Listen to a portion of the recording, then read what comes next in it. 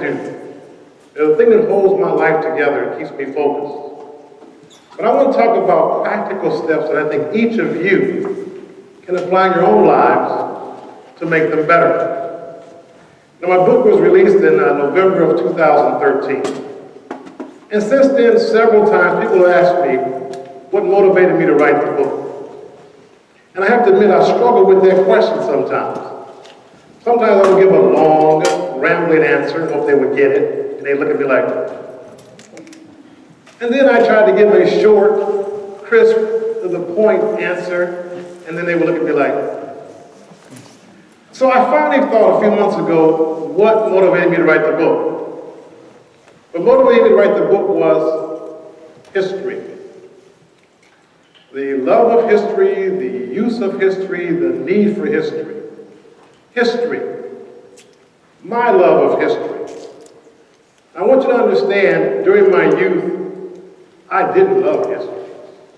I thought history was boring, irrelevant, something I would never like. But history, what I've discovered as I've gotten older and wiser, is important.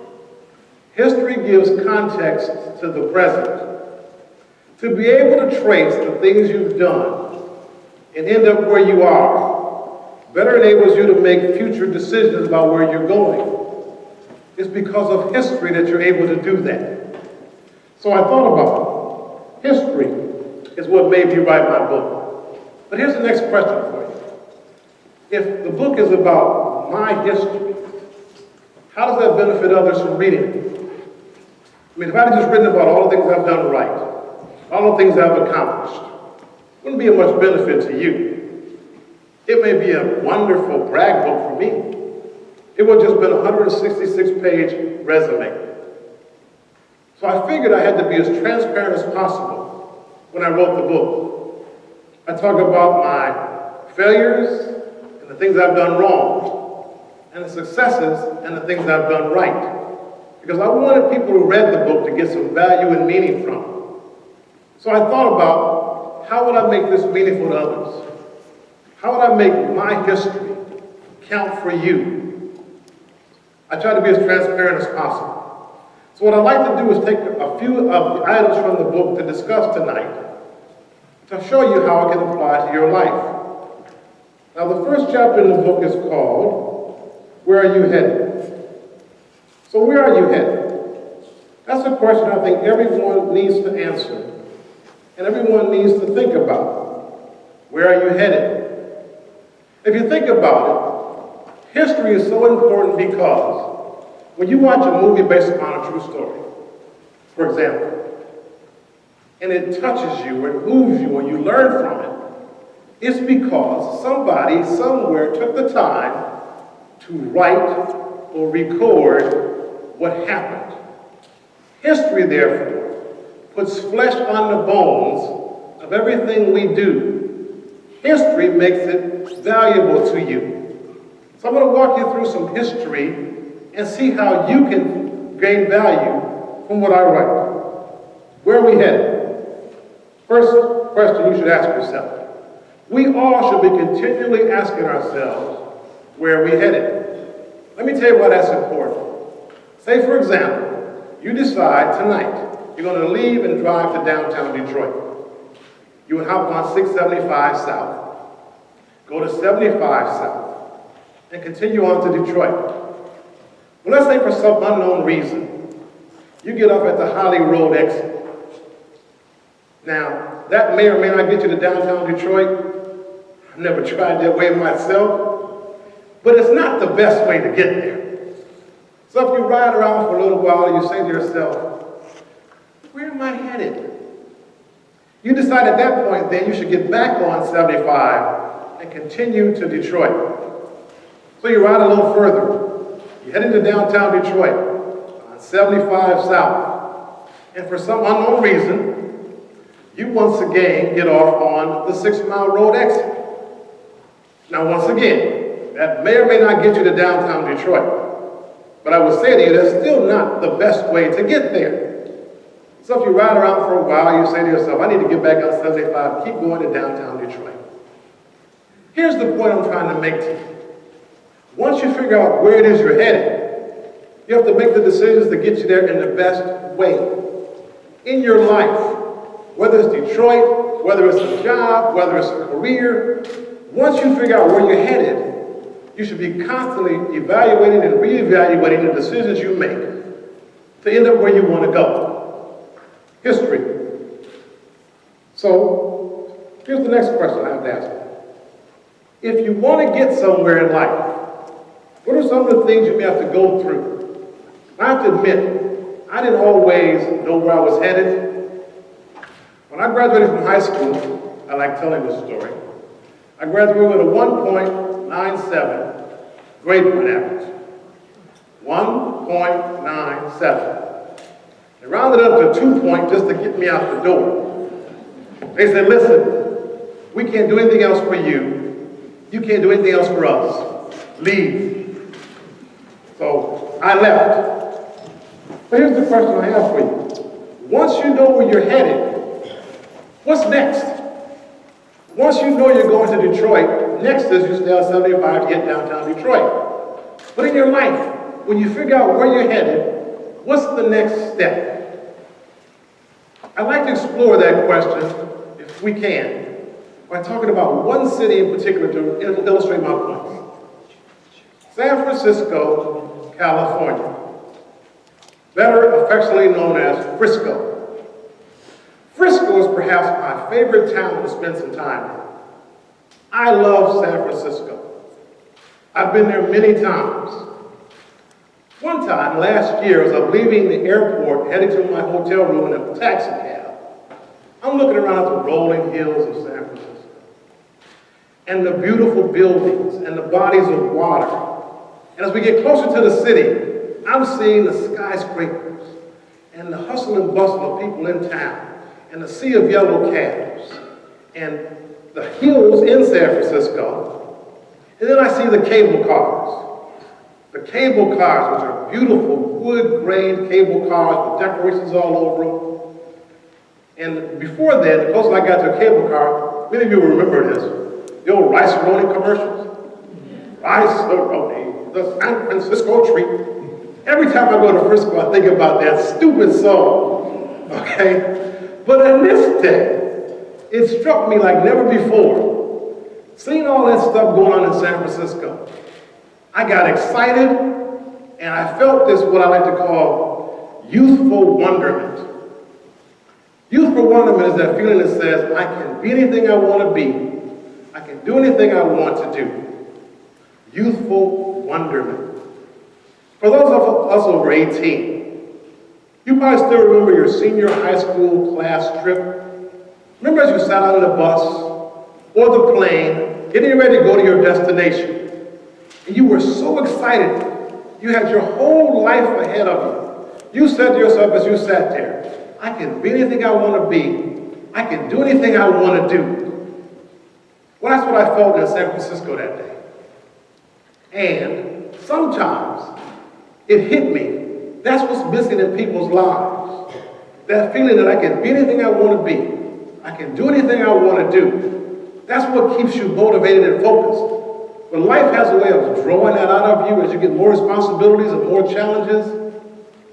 So you got to hold on to that youthful wonderment, I like to call it. Regardless of your age and stage in life, regardless of your physical limitations or abilities, regardless of your mental and emotional challenges you may have, you've got to hold on to that youthful wonderment, where it's that aha moment, where you feel I can be and do anything I want to do. Also last year when I was in Frisco, I guess that was my year of enlightenment. Anyway, when I was in Frisco last year, I had lunch with some friends. And the area of town we had lunch in was this area where there's all these old bookstores, all these old buildings, these old jewelry shops, and old restaurants. In this part of San Francisco, when you walk into a bookstore, you smell leather. You know, one of those old bookstores that's dusty and dingy. That was the area. So we had lunch at this little restaurant, and you had to walk into the restaurant, walk up the winding staircase, go upstairs where you could have lunch. Well, as we're there having lunch, I'm looking out the window because my window overlooks the sidewalk. And I can see people walking back and forth, and they're hustle and bustle, and everything is going on, and everybody's going about their business. Out of the corner of my eye, I noticed this one guy walking down the street. Now, his clothes are disheveled and kind of raggedy, and his hair is long and unkempt. And he's carrying what I presume is a violin case. I watch him for a while. He takes the violin case as he's walking, and in between the restaurant I'm in and the bookstore next door is a little alley. So he gets in the alley, sets the case down on the ground, opens it up, takes out the violin, takes out his bow, and begins to play. Now, to my surprise, he's really good. I mean, he's a really good violin player. I have lots of jazz CDs with violin players. This guy was good. And as he's playing, most people just walk by him and keep walking. Some stop and listen, and then keep walking. And a few stop and listen and throw change into his case. So I asked myself, at that point in time, remember now, this is my year of enlightenment. It hits me all of a sudden, watching him, that there's a thin line between talent and success. And if there's a thin line between talent and success, I have a question to ask all of you. What makes up that thin line? What does it consist of? What is the difference between a talented person being successful and a talented person failing? Because this man clearly had talent, but I wouldn't call what he was doing success. To stand in the hot sun and play a violin for hours on end and end up with maybe less than $10 in change is not success. And before you ask how I knew how much he had in the case, when we left, I went down to the case and listened to him play for a little while.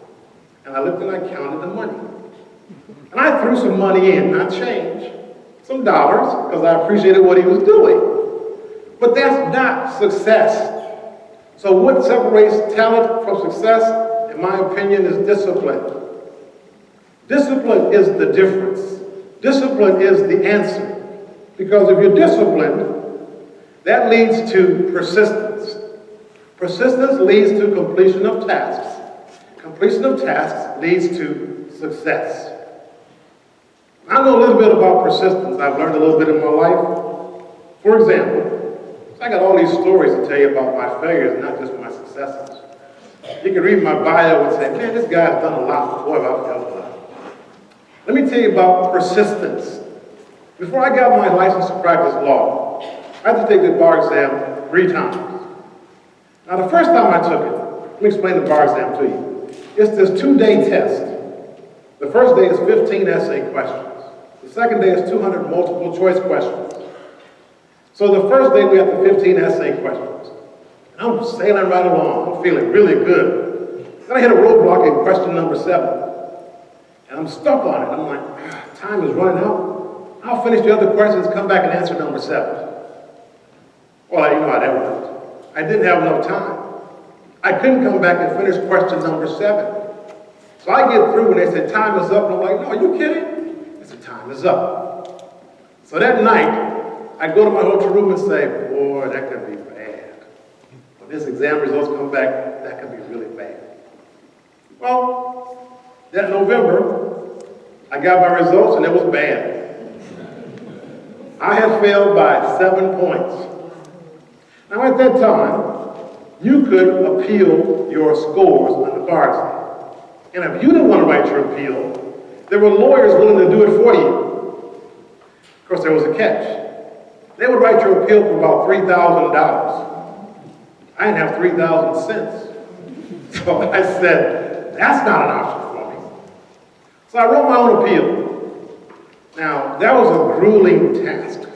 But I'm asking the bar examiners, give me more credit for the answers that I did give you. So let's see. The results came out in November. I finished the exam results and turned it in at the end of December. And the next test is scheduled for February. So that meant I had about 2 months from the time I first got my results to the next test to study. but I didn't study. I turned in that appeal result at the end of December and kept saying, I'm going to pass, I'm going to pass, I'm going to pass, I'm going to have to take this test again. So I didn't study. Went on this appeal results. So about 2 weeks before the appeal results, before the next exam was scheduled, I get my results of my appeal. And the board examiners in their wisdom say, you know what, Mr. Jackson? You're right. We should have given you more points on those questions that you did answer. We give you more points on this question, this question, this question, this question. And then they conclude the letter by saying, you need a 135 to pass. You got a 134. Yeah. I saved that letter. I said, how can somebody be so cruel to write somebody a letter saying, you needed one more point to pursue your dream? So now, imagine, 2 weeks before the next exam comes up, and I start studying. Yeah, well, you can imagine how that turned out. This time I failed by 9 points. And I said to myself, no need in writing this appeal. If I couldn't convince them on 7 points, I really can't convince them on 9 points. So after I dried my eyes and got a little more wiser, I studied this time for the 3rd time to take the bar exam. This time in July, I passed. Here's the point I'm trying to make. Persistence? Yeah, I know all about persistence. If you fail something 3 times and miss by 1 point and still go after it, that's persistence. That's what you have to have. Lots of times I've chuckled about the old saying, you probably heard it before, the harder you work, the luckier you get. Think about that. It's one of those situations where you have to say, what do you mean the harder you work, the luckier you get? It's something to make you think that the harder you work is the harder you get results. Nothing about luck when you work hard. Okay? So here's a summary of the 4 things that I've just covered for you. Once you answer the question, where are you headed? You must maintain your youthful wonderment. Remember that feeling that I can do anything I want to do, be anything I want to be. Maintain that first of all, once you figure out where you're headed. Second, maintain your skills and talents. Sharpen them. Remember the violin player was really good. Sharpen and maintain your skills. Third, maintain your discipline and your focus, because that's the difference between talent and success. And fourth, maintain your persistence for what you're after. If it's worth going after, if it's something you really want, don't give up on it until you get it. Youthful wonderment, talent and skill, discipline, and persistence.